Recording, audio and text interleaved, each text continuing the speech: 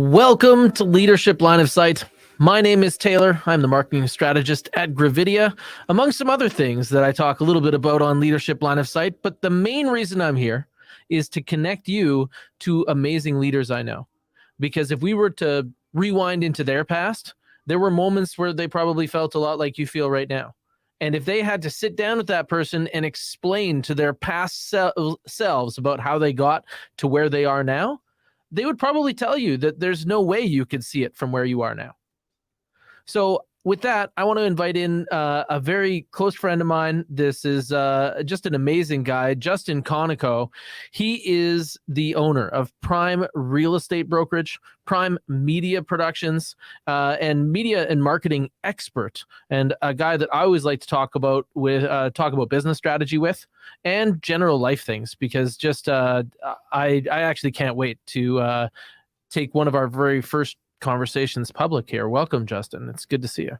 Taylor, aside from your choice in F1 drivers, I feel the exact same way about you, my friend.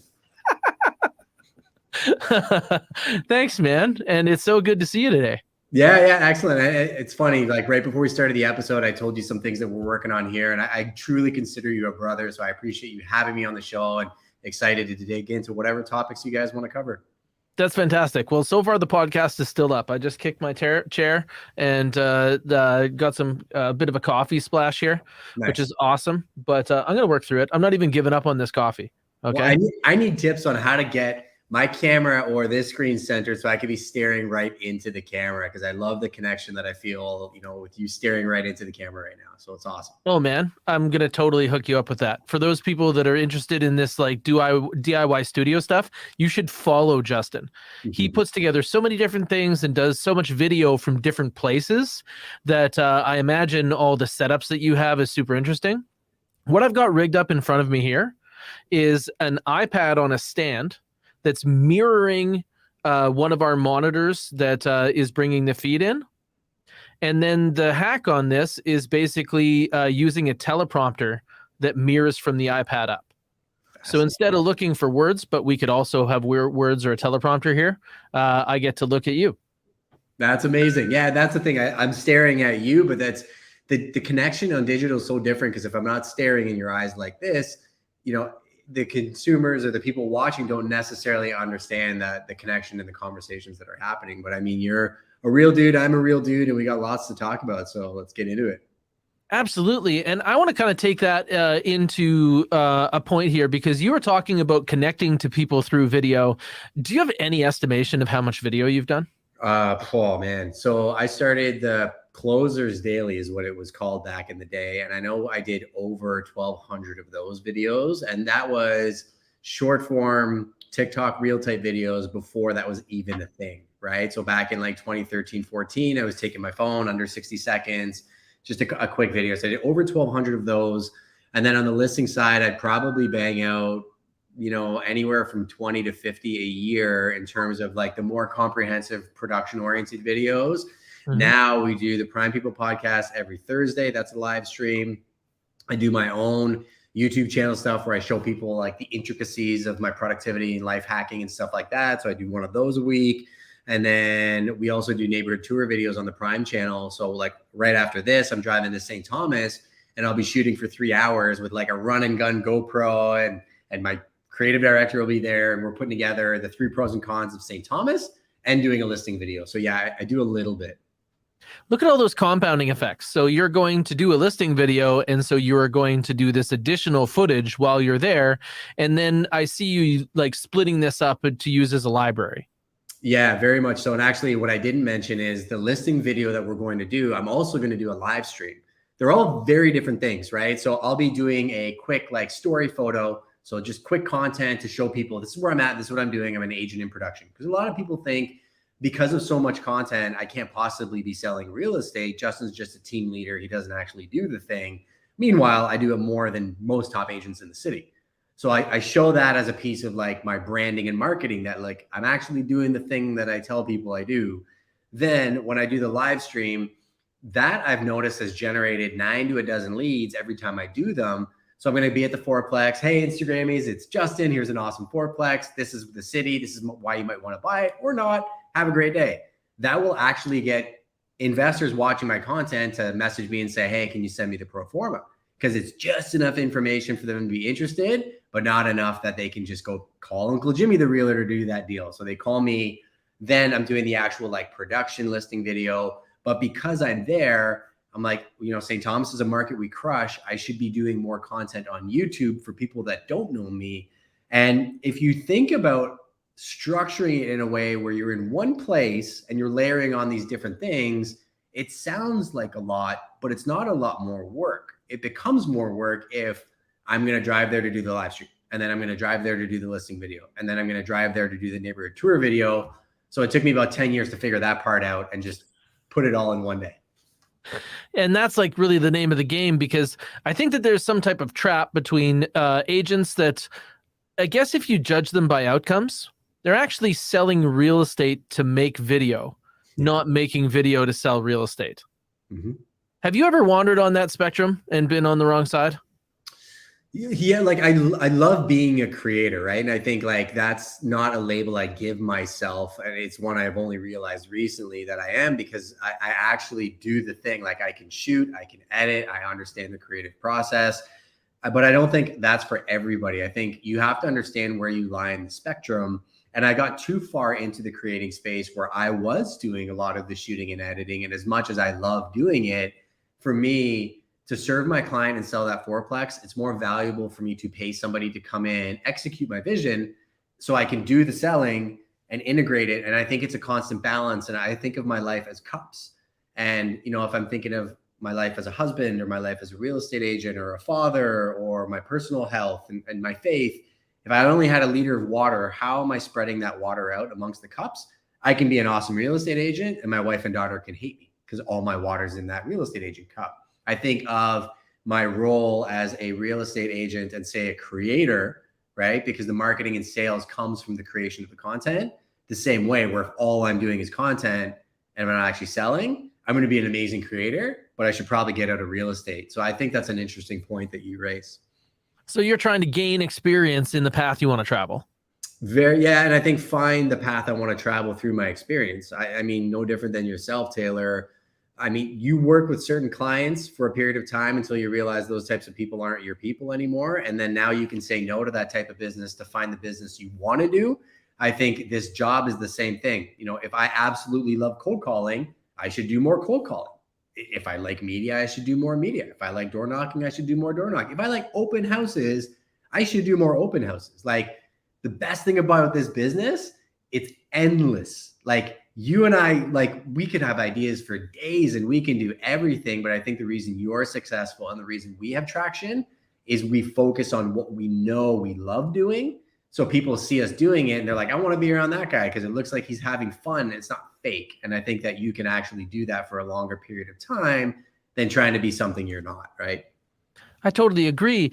But at some point you had come into real estate, and then at some point you had revealed to yourself that real estate wasn't going to be everything. You know, like you decided to move beyond being just an agent. And I'm not saying just an agent in a diminutive state, but like, why did you want more responsibility of multiple entrepreneurships?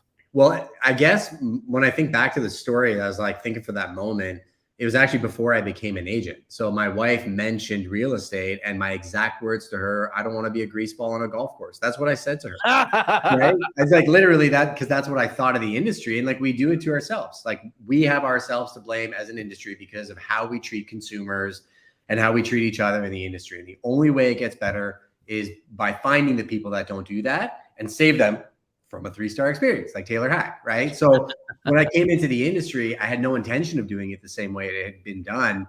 You know, I was at a brokerage, really nice people, still friends with them. But the training that I got was message all your Facebook friends, tell them, do you know anybody looking to buy or sell real estate? And I did that to 3 of my friends. And I was like, it felt wrong. Yeah.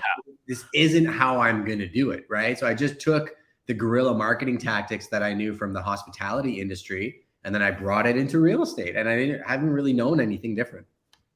And that was something that worked so well. It got a lot of attention of realtors around you. Like, you make a ton of content that some people would say is for your competition. Yeah.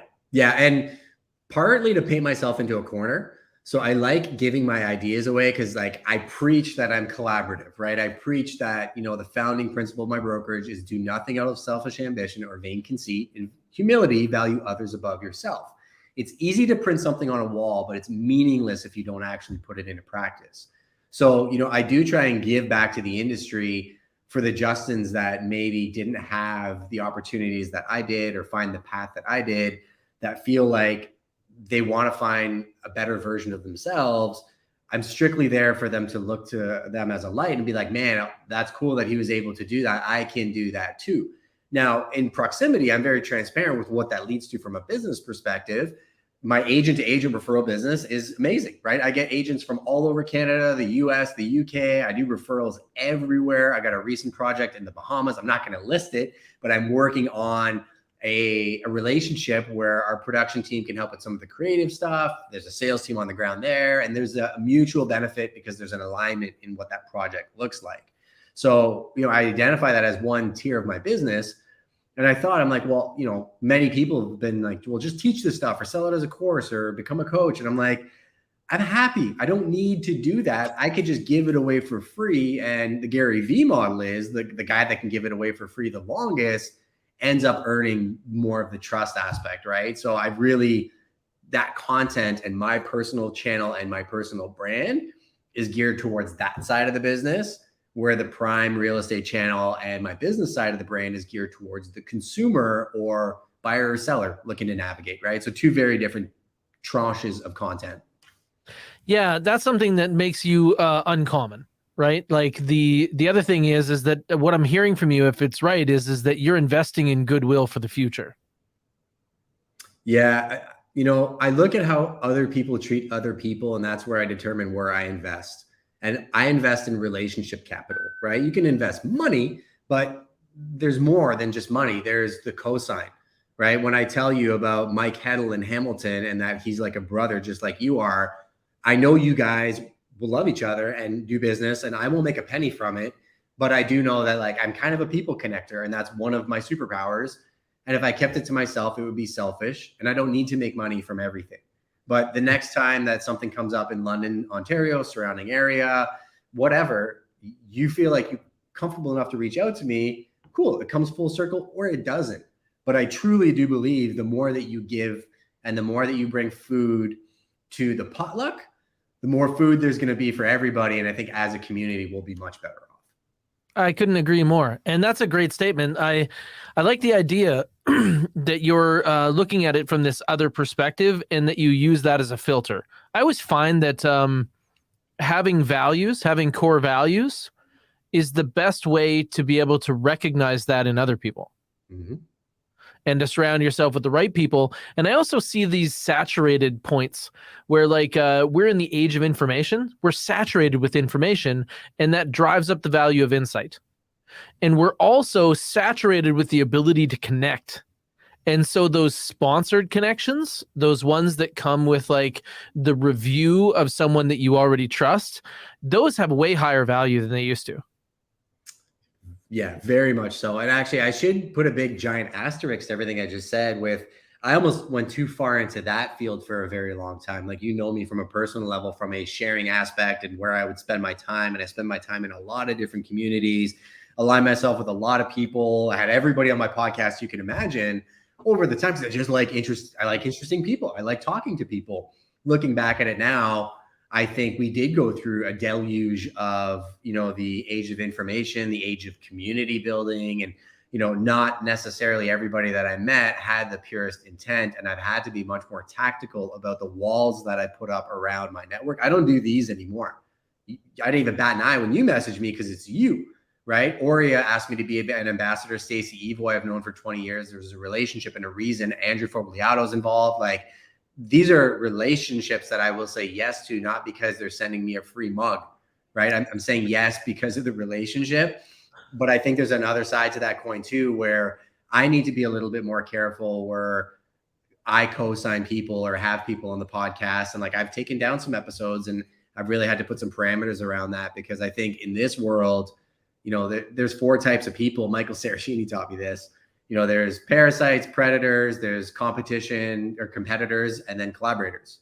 And the predators are trying to take advantage of people, get you in their funnel so they can recruit you or sell you something, but they're not being honest about their intent and they use you for that purpose. I don't want to be anywhere near them.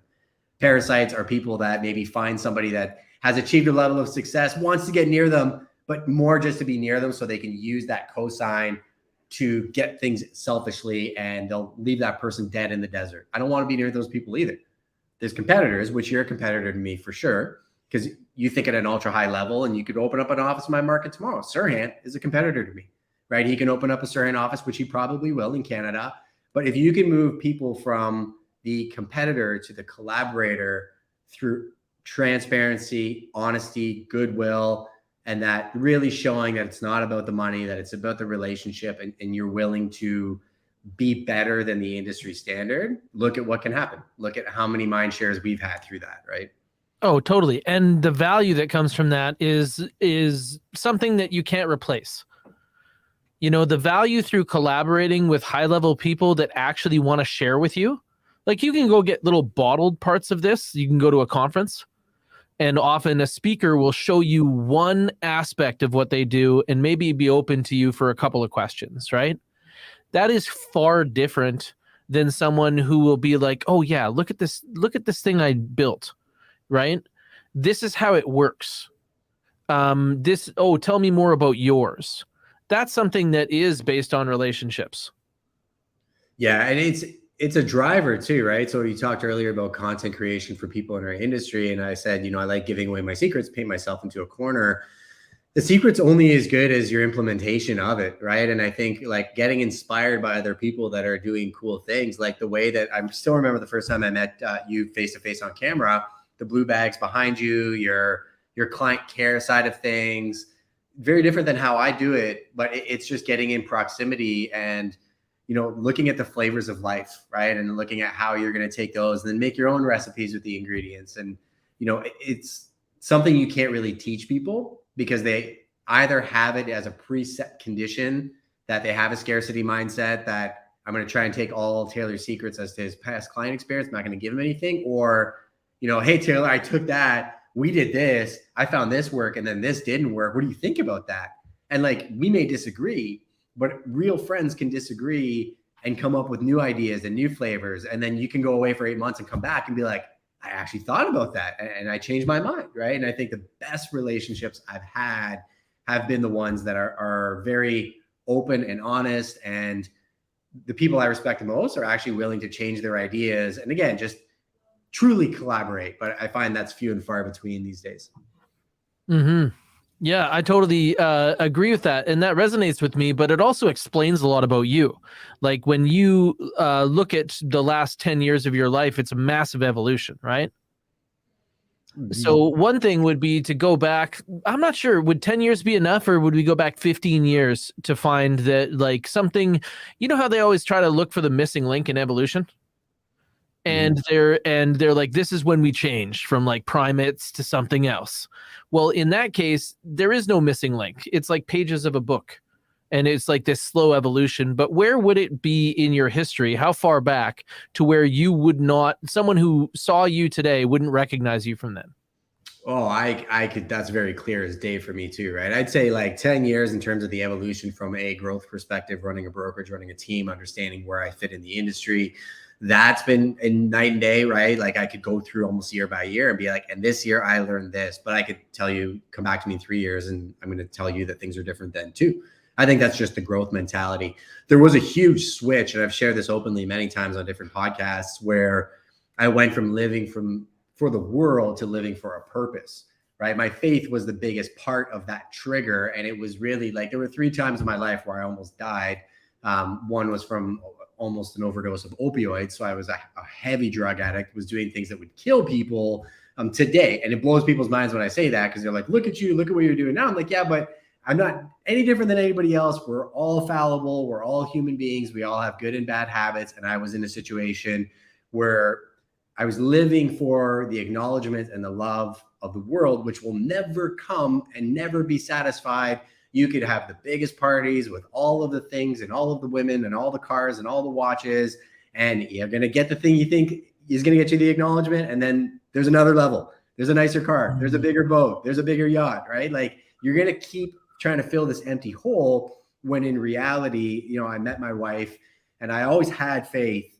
To me, my relationship with God was there when I was young. I fell off pretty hard till I was like 22 to 24, 25. And I would always have this connection. And it just felt like he was knocking on my door and being like, you done yet? Like, you done yet? And never pushed me one way or the other. But it was when I hit that rock bottom that I was like, no, I'm done living for this world. And he showed me a version of myself that I could be, and then started bringing people into my life where I was open to listening to that side of the fence versus the world. And when I started living for a purpose, or future Justin, as Ryan would say, I didn't want to disappoint myself 10 or 20 or 30 or 40 years down the road. I didn't want to disappoint my wife of like who I could have been, right? And the definition of hell is meeting your maker and him looking at you and showing you a photo of who you could have been.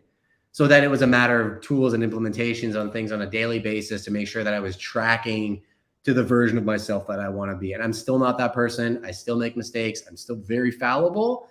But I think having the right people in my life and the structure and the tools to first see who that person could possibly be, and then implement and review on a regular basis, and then make adjustments as I track towards that person, that's when that switch came. But it was literally when I decided to stop living for other people's definition of who that person was and started living for God's definition of who that person was. Wow. That's something that like I can hear about in your voice, like how close it was. Maybe if they were holding up a picture of who you could have been, right? Now I wonder if that's reversed, and in the same situation where they hold up a picture, like based on the path that I know that you were on, is it could be a grave, jail, broken dreams and people. And yeah, like I know it's fascinating, because when I have that conversation, people that knew me back then almost wouldn't recognize me now. And I've said this publicly. I'm like, especially when I talk about my faith, and I'm not here to tell anybody else what to believe. I'm just telling you my journey. I can't explain it better than saying that guy is dead. Like, he is as dead to me as somebody that is buried in a grave. I know him intimately. I know the aspects of him that were a huge part of who I was, but you literally have to make a decision and not live by the narrative. Because the thing I struggled with, I think back then, was believing the lies that the world told me about myself. Like, I still remember I would work like crazy hours. I liked working. I did every job for Mike Smith. I was a DJ, bouncer, barback, bartender, manager. I did everything at that company. Barbacking was actually one of the most lucrative things ever. You'd make amazing tips because you get tipped out by all the bartenders. I'd be carrying shopping bags of garbage through a party. So everybody's having fun, spending money, living the life. And there's me with bags of garbage, dripping wet, walking through the bar and just throwing it out. And a guy stopped me as I was walking through the bar. And he's like, man, why do you just work all the time? You're just, working to live. You should just take the night off. And like, I still remember, he was a friend. He was supposed to be a friend. And it stuck with me. And I remember sitting there for years being like, is there something wrong with me that I should maybe be partying instead of making money? But then I realized the same thing. It was these false narratives we create, these false structures that we create that impact who we could or could not become. Alex Hormozy is a great guy to follow to talk about structure, about how now when he goes back home to visit his family, when somebody tries to throw a label on him that you're an alcoholic, or when you get angry, or when you do this, he stops them in their tracks. He's like, no, I'm not that person anymore. I understand that's who I was, but I'm not going to let you use those words and those labels on me. Right. And I do find that that's something that even in our industry, Taylor, I'm really trying to break that pattern, especially for newer agents. I think they look up to the celebritized real estate agents, and they have this false narrative of something that they feel they could never become, where you and I know that they can do it if they're given access to the right tools, right? Yeah, and that's something that I'm very passionate about. Is I see real estate as being the gates of entrepreneurship. And there's some of us that are looking for that solopreneur experience where we're going to essentially build ourselves a place to work, right? And then there's some of us that choose to gain pieces beyond that and build structures that other people can also be served by. And we see that through teams and brokerages and things like that. When did you what was it like bringing more people into your business, and how do you see that now? You ask really good questions. Because as you ask the question, it makes me think about the different types of people. And I think we get joy out of creating the structures and seeing how it works because we enjoy building the structures and seeing how it works, right? And I don't necessarily think that's the case for everybody. I think some people want to walk into an amazing refined structure. They don't want to work till whatever hour of the night working on the system or the action plan or the back end. And I think that I realized that that was something I wanted to do. The second time, my wife threw me off a cliff. So the first time was getting into real estate where I didn't want to be a grease ball on a golf course. The second time was leaving a national brand. And I fought my wife tooth and nail. Same thing as the real estate license thing. I'm like, we're doing well. I don't need to go anywhere. Like, why don't we just stay here? They'll process our transactions. This goes back to what I said, though. Like, my wife's been an integral part in seeing more in me than I've seen in myself, where she's highly educated. Nobody sees her. She's like the Wizard of Oz. Like, she's not even on social media. MBA from the Richard Ivey School of Business, operations, CEO brain. And she's just like, there's more for us, right? And I think when we realized we wanted to create the structure was when we realized there wasn't a brokerage out there that served what we thought the real estate industry needed, or what we wanted as our framework to do what we wanted to do on a daily basis. So, I mean, it started 2013, 2014 with, I rented a co-working space office that was maybe 230 square feet. We had a VA in the Philippines. Shannon was working at home. We had our daughter and young family, and it was just three of us, but it started there. It started with the SOPs. And then one of my agents, actually the first agent that came with me, came from the restaurant I used to manage in hospitality. So he was at another brokerage, great personality, really struggling to get his foot in the door. I had more business than I could handle. So brought him on, and then that led to another, and then led to another. And here we are today. Wow. So that's something that you went to this point where you really were growing it in an organic and controlled way. And I see what you're talking about with your influence from your wife. Like, there's some interesting examples that are really popular right now with Alex Hormozi and his wife, Layla Hormozi. And They seem to run a very similar, where they know, like, that you are a marketing and media and a real estate expert, right? Like as someone who gets to spend some time with some of the top people in our business in the world, both of us do, we can recognize other black belts when we see them. 100%. And you also can see like the levels between them, like jujitsu, like who's got a belt from like Mauricio, and that's amazing. Yeah, like there's so many interesting things that we see, but one of the things that we note is that this combination of somebody who is very much a visionary and someone who can help them basically put it into a structure that functions. Mm-hmm. I don't even know that I really ever see anybody who's one person who does both those things well.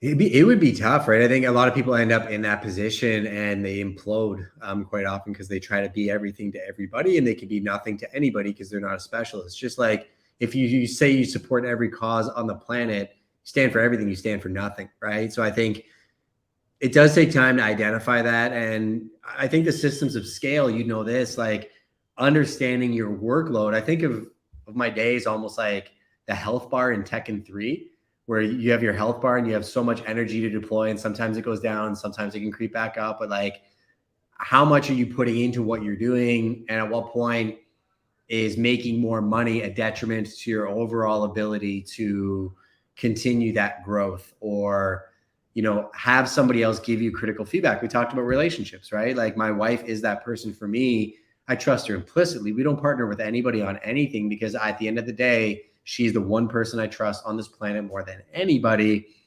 And I can talk to her about stuff that she doesn't agree that I'm doing with openly, and vice versa, knowing we're on the same team, right? Jordan and Scotty Bibb, I'm sure they argued lots of times, but like they were like, no, championships. Like that's what we're doing, right? And I think for you could probably identify in your life lots of times you've had players that are there truly for the goal. And then other times, like I said, like sometimes it's being parasitic, or sometimes it's people that aren't there for the right intents. It's going to happen, right? And I think you just have to do the work. And the core values thing you talked about earlier made me think about our core values. I'm like, they're not even on our wall. Like, how often am I looking at those? No different than my little notebook here. How often am I looking at what's important to me and the things that I need to do in a daily basis, right? Like, I need to prospect. I need to create. I need to work on my business. I need to eat clean. I need to spend time connecting with my wife. I need to be kind to my family and my friends and the people around me. And I literally try and check those off on a daily basis. And they're not all check marks. Lots of times there's X's. I eat pizza. I'm not the nicest guy in the world sometimes. Things happen. But it goes back to what we talked about earlier, brother, about like growing to the person that you want to be. And I think that has a direct impact of what you just mentioned, getting around the right people. I think that's everything. I totally agree. And there was a great person that I got around that has a podcast and has this great question, and I'm going to steal it now. Okay. What have you learned through failure? Everything, like everything. I've learned who I am. I interviewed Tom Challen actually, and I asked him that question yesterday. And guy's million+ on TikTok followers, like lives in Peru, like an incredible life that he's created for himself. And it makes me think of what he said on my podcast yesterday. I'm like, okay, so everybody wants 1 million followers on TikTok. How do you do it? He's like, post 3 to 5 times a day until you realize what does work and what doesn't work, and then just stop doing what doesn't work and do what works. So failure to me is an indicator of what's working. So I'm happy to fail. That's interesting. And like, when you take a look at going through your entrepreneurship, where do you feel like you had to fail and rebuild yourself? Communication was probably the biggest thing, right? I think nobody's ever been fired for over communicating, but everybody's been fired for under communicating with the client. So I think that's the one place where not communicating with my direct staff, team, clients, wife, daughter about my intent. How can I possibly assume they're going to know my intent? I know my intent. I know that I am for them. But if I don't tell them or put a system in place to help them understand that I am for them, it's my failure, right? So I think communication has been my biggest problem. Interesting. And like, where did you go when you realized that that was the problem? How did you how did you solve it? Oh, this is game changer for everybody watching. Like, this is probably the biggest secret to everything I've ever done in my entire business. There's a website that I found, GOOGLE.com. And I looked at how people communicate effectively. And like, I started, again, going to the people that I know and trust and be like, how do you update your sellers weekly? How do you keep your buyers aware of how hard you're working for them? How do you, as a man, communicate with your wife effectively and listen rather than just talk at her? I started researching, right? And like, I'm still in it, brother. Like, I'm still working at trying to become a better version of myself. I feel like I'm only like 15% of where I want to be, but life is like jujitsu. And when somebody asks Hickson about what is jujitsu, he says, I do this, you do that forever. And I think it never ends. I think it's just a constant growth journey that you try to be on. Yeah. And that's something that a lot of people don't see, is they think that you've made it. Like, you're done now. No, not even close. You have people calling you all the time, Justin, and they're like, they are ready to exchange hundreds of thousands, if not millions of dollars. Like, obviously you could just stop. If you, you know this, right? If you stop, you die. And I think everybody knows that in all things, right? So maybe my life becomes different with the type of work I put on. Like I said, I put big walls around where I spend my time. So I don't do 5 podcasts a week anymore. I shut down my clubhouse rooms because I can't do free coaching every single week for 52 weeks a year. I need that time for YouTube videos or my family. Or maybe I spend more time fly fishing and traveling to the Bahamas and the ski in a river. And, the growth that I build and the systems that I build doesn't mean that I stop working or stop growing. It just means that I grow in different ways. And like Justin sitting in that 230 square foot office with the VA and the wife at home with the daughter building the businesses, it's same Justin, just a different set of energy expenditure. So, to go back to your question or comment, I thought about this as we were talking. I'm so excited about how much I have left to learn, especially about what me and Hedl just talked about and what we were just talking about. I don't think the world's ready for what we're about to do. And I think, being around people like you makes me want to do it. So I appreciate you as well. Thank you. I think that that's something that I also notice is that the pressure inside you seems to exceed the pressure in the outside world. Right? Like like you seem to have to do these things in order to find your like kind of balance in the atmosphere. Do you feel pressure inside? No, I have fire inside, right? Like I feel so. Yes, I do feel pressure, but not in a negative way. Use jujitsu as an example. I can't train right now because I need a hip replacement, right? It's just not possible for me. I think jujitsu is a phenomenal outlet for anybody that has any kids that are, just very energetic. Maybe they're rebellious, and that's what kids are supposed to be like. My daughter is wild sometimes. Great kid. I love everything about her. Jujitsu is an outlet for that pressure because you can only focus on that one thing very specifically. You can't think about anything else. Otherwise you get choked out, right? Totally. I was just thinking about the consequence, They say archery, they say cold plunges. A lot of the reason why the highest level things that you can do are so valuable to a human being is they decompress you, right? So I do find that sometimes putting myself in a difficult situation when it comes to work, fixing complex problems, creating very difficult content, that is a pressure release that maybe I used to get from going to jujitsu 3 to 5 times a week that I can't get anymore. So but again, it speaks to me. It's a passion of mine. I enjoy doing it. So I think whoever's watching this, if they need to find that pressure release or that inspiration and they want to use their work as a tool for that, that is the great place to be, because I can't wait to get to the office and fix problems and everything else. I go home super tired and frustrated and things happen like everybody else, but I also sleep better. And I've never seen anybody really enjoy something that came easy, right? But I think it comes down to mindset and how you're looking at what you're doing. And, are you just checking the box because you feel like you have to go to work? You're never going to find satisfaction in that. Or are you excited to go to work? And are you doing something that actually speaks to who you are as a person, right? And what are you excited about right now? Fly fishing. That was actually the salmon are coming next week. So that's why I said that. I got COVID actually, and I had to I took 7 days off just to isolate and be away from some people that I'm close to that are at risk. And, that actually led to me going up to the Maitland after I tested negative for a couple of days. And I went for a hike, and I didn't expect to catch a steelhead because they weren't not supposed to be here yet. And sure enough, caught a beautiful steelhead, released it. And really that time off gave me the ability to step back and think about the life that I want to create. And me and my wife have been working on this very, very concisely over the last 6 to 8 months. What is Prime? What do I do from a production standpoint as an agent? What is the media company? How do we serve the agents that are at Prime and the community of people around us? Who are we partnering with from a higher level perspective and end game? And that was a nice kind of cherry on top to that entire kind of business planning time that my wife and I had. And now we have a clear direction and we know the things we have to do. It's going to be a lot of work, but going through the organizational structure, what the onboarding and training looks like, our tech stack, we are clearing out the cobwebs right now. And I'm very excited about that because what's on the other side of that when you do clean up your tech stack and you have a clear laneway. I'll give you the grace of saying Max Verstappen can drive very quickly. And when he's got the right set of tires on and he's hitting his lines, that's what I'm excited about. I feel like we just got the right set of tires on. We're working on the car and we're about to hit the track in a way we've never have before. Man, everything in my business reflects racing. Yeah. Like when we do our trackers and different things like that, I literally use like red, green, and purple to reflect whether we're on track, off track, or top track. It's like fastest laps.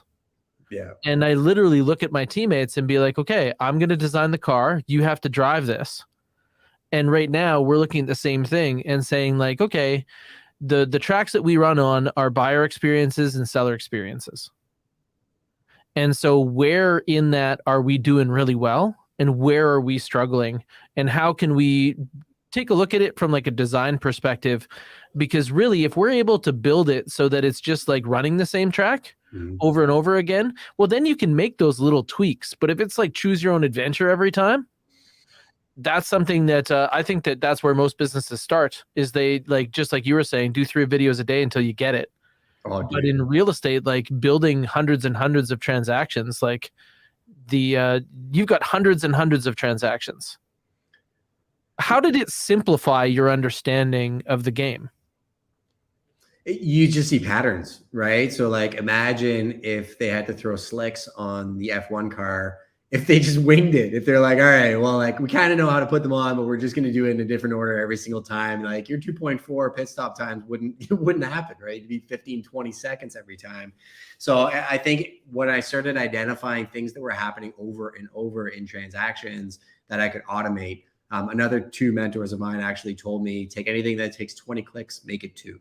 So that was another trigger point for me of like, oh, okay, I can do that, right? And that could be something as easy as an email template, right? Of even like internally, if it's an agent onboarding email template, like is it optimized so that Taylor Hack comes and works with me and understands this is how we do our listing protocol. And if there's a gap in that, we fix it, right? And I think the more you can be honest about where you need to improve on, the better you're going to be able to do that. But I think another big problem in our industry, we feel busy. We're like, I got all the buyers and all the sellers, but do you? Like, are you actually tracking your business? And are you actually willing to look at how often you followed up with that person? Because, I bet you once or twice you've pulled the address of a listing that was a prospect and they listed with somebody else because you forgot to call them. That's okay. Doesn't mean you cry in a corner and turn on a cold shower. It means that you fix the system, right? So that's how we do it, is we just look for patterns. Yeah, I gotcha. And that's something that I feel as though started with the buyer and seller experience, and now you're saying that like the patterns that you're seeing now are agent experiences. Well, it's like what leads to what, right? So like I think of the entire consumer experience of like how are the customers finding you, because those are different experiences. Facebook lead. Hey Taylor, it's Justin from Prime. Looks like you clicked on the lead for 123 Main Street. Don't call me Justin. You clicked on the ad. Click. Okay. Retargeting. You see my market up. Hey, there's that Justin guy again. Well, he actually knows what he's talking about. Oh, he listed another property. Hey, Taylor, it's Justin again. Hey, how are you? All of a sudden, that experience is a different experience because I've built sequences of retargeting and developed a relationship with somebody who doesn't want to know me, right? Versus, hey, it's Johnny from high school. I want to list my house. You're going to give me a deal, right? Like we know each other for 20 years, different experience. Right. So how do they find you? What does that entryway look like into a business relationship? And then how do you manage it? And then breaking that down step by step. And then how do you maintain the relationship? And then how do you serve the relationship once the transaction is complete? And I think taking an agent into that, like your race car driver, if I'm handing them my car and they get to work with my friend from high school, how much are you going to care about my friend from high school? And what systems do I have to make sure that you care about your friend from high school? Right. So that's where the agent experience training onboarding matters, so that it's seamless. So I can give them that client and I'm like, well, no, this is how we do it. You've been trained, you know how to do it. The resources are there to support you. If you're missing something, tell me, we'll plug it in. Right. And then going back and forth through that dance and making constant tweaks and adjustments. Yeah. That's like the memory that it takes once you develop this skill to be like, oh, this is where it's almost like leaving breadcrumbs, right? And then you go back and you're like, okay, we're going to upgrade these breadcrumbs and make them like trail markers. And then you go back and you're like, okay, we actually don't need as many trail markers because it's like more of a beaten path. We've built more things in. But I like what you were talking about when you were saying how to how computers are helping you build relationships. So you called somebody and we both know that they have to know you and like you before they will trust you. Mm-hmm. And so when you were unknown to them, the response you got in the example was like, hey, right? I'm not into this. But then through using your tools of remarketing, you actually became known to them. And then they were open to liking you. And that's where the opportunity probably exists, right? Don't let me in your house or I'm going to sell it. Right. Yeah. I think that the tools of it are fascinating because they give you the opportunity to attract the right customer avatar by proximity of multi-billion-dollar companies. Here's a super hack for people. It's October, 13th today? 14th. I'm one of those guys. So October 14th, in November, I think it's as of November 22nd, special ads categories do not exist anymore in Facebook advertising. So if you're advertising on Facebook, doing lead capture, using special ad categories, email lists, custom audiences, not a thing anymore. You can't do it. The most powerful thing about that, though, is Facebook as a company wants you to spend money on advertising. So their broad category is actually better than their special ads category. And I got marketers screaming at the screen right now, being like, what are you talking about? I want to target these. I'm like, I get that, right? Because I have data on the types of people that want that lakefront property in Grand Bend. If you leave your broad category targeting on for long enough, the company will say, here's 100,000 people, 70,000 people hate you. We found 30 who did. Okay. Here's another 100,000 people, maybe 90,000 hated you, 10,000 did. But now we got 40 that like you, who you are. The longer they go, the better the broad ad categories get. And technology, Taylor, in terms of being able to find the people that want to do business with me, just from the sheer amount of content that I've created, that's where once they're in the ecosystem, it's a natural dequalifier. I love unsubscribes on my email list. The more unsubscribes I get, the better quality my email list is. And I think of the entire 8 billion people like that. If I only sell 1 billion people houses, I'm okay with that. So I got to dequalify 7 billion people, and technology can help you do that. So this is some perspective into you as a marketer, where you really understand that the amount of wheat you basically have is based on how much chaff you collect and discard, right? Very much so, yeah. And so you're saying that, yeah, we do want to get a volume overall, but it's more about finding the right fit by weeding that down. And the algorithms are getting better and better. And they're really judging people on actions and so on. Like, I think that TikTok's algorithm is probably the one that feels the best when you talk to most people about how TikTok is displaying. But I also know that the user agreement for TikTok is somewhat nefarious. Yeah, a little bit. And they may be using things like some of the things that I had Josh Bankston on the podcast a few months ago, and he's on an ethics committee for virtual reality. Okay. And the things that they're concerned about is people tracking things like pupil dilation. So that if you're looking at a screen and your pupils dilate and it shows interest, it'll change ad categories and things like that based on that. That's something that's involuntary. That's not you taking action.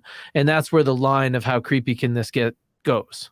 And we're already there, right? Because if you think about the last couple of years, the reason Facebook's going down this path is people don't want to be targeted, right? Mm-hmm. And we're like, well, you're giving the data to Facebook, so now I can target you as a marketer. But that's just a natural progression of that same thought. Oh, I'm just saving you time because your pupil's dilated, so you're obviously interested, so I'm going to serve it to you. And I'm okay with some of that from a buying perspective. I like fly fishing. I want to see leaders and rods and stuff like that. So show me the newest stuff without me having to search for it. I'm okay with that. But it does get a little bit terrifying when you talk about the intent, the predatory or parasitic tactics that are being used. I'm very big on just giving my audience a clear pathway, just Konikow.com, to connect with me so that you can get connection from me. That if I decide that I don't want to be on TikTok anymore, and that may be something one day, I can still communicate with you and give you all the content and value in the world directly through my email list, right? Or YouTube, for example. YouTube's in a very weird spot, and all these platforms are in a very weird spot where they're making decisions that are very broad sweeping decisions for the world, partly because they have to, because they're almost deemed as public forums these days. But at the same time, it's scary because they seem to be very selective about where they're making these decisions and choosing one group of people versus another and just saying, well, no, we think this is dangerous because of that.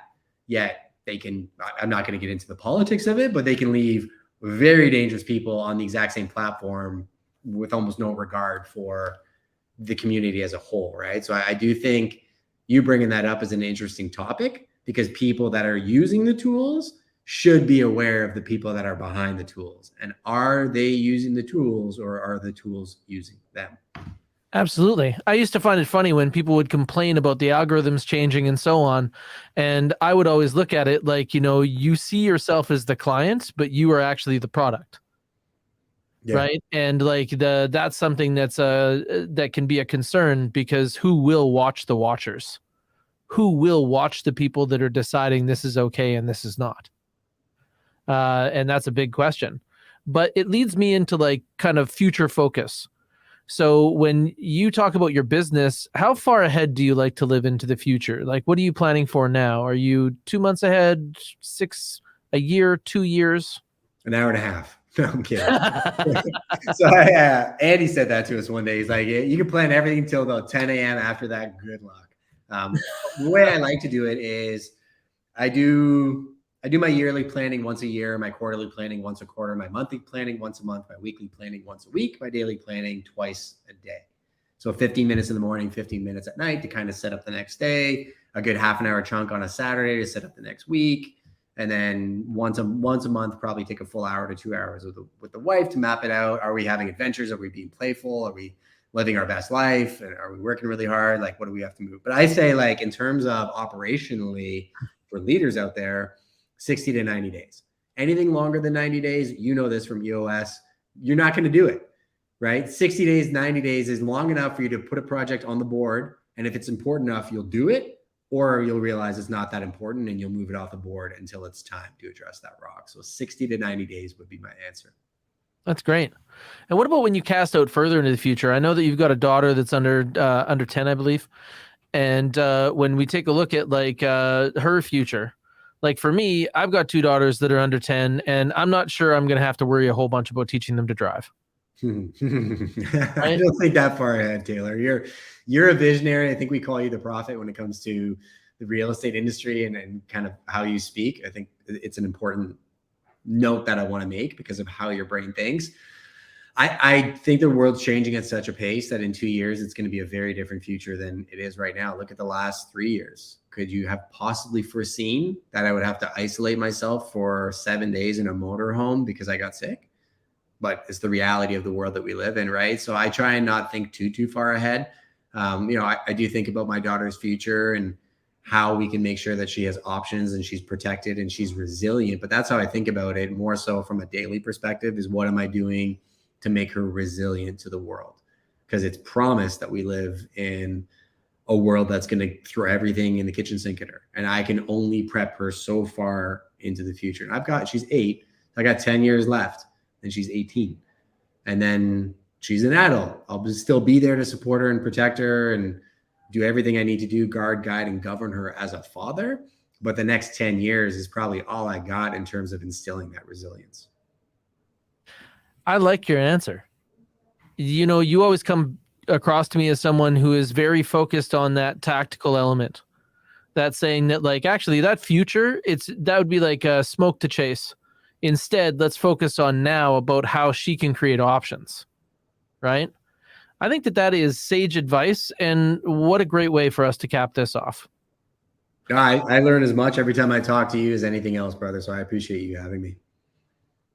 That's awesome. And I really appreciate you coming on. I know that you don't do this anymore and that you're doing it just for me. And I definitely appreciate that. So what a great gift. This has been Leadership Line of Sight with Justin Konikow. He is the owner of Prime Real Estate Brokerage and Prime Media Productions. And also just a fantastic guy that you can connect with at justinkonikow.com. My name is Taylor. I am the marketing strategist at Gravidia, and we really appreciate you being involved in this podcast. I just love the idea that we got to share one of the conversations that we would very likely have with no one listening. 100%. And actually, I have very few people on a short list as repeat guests on Prime People. I'm going to send you the link. I got to get you back on because you've evolved a lot. Excited for this podcast and really happy that I know in your core that you acknowledge that Lewis Hamilton is the greatest race car driver. Have a great day, my friend. Thank you. We will talk soon. All right, brother. Take care. Remarkable day.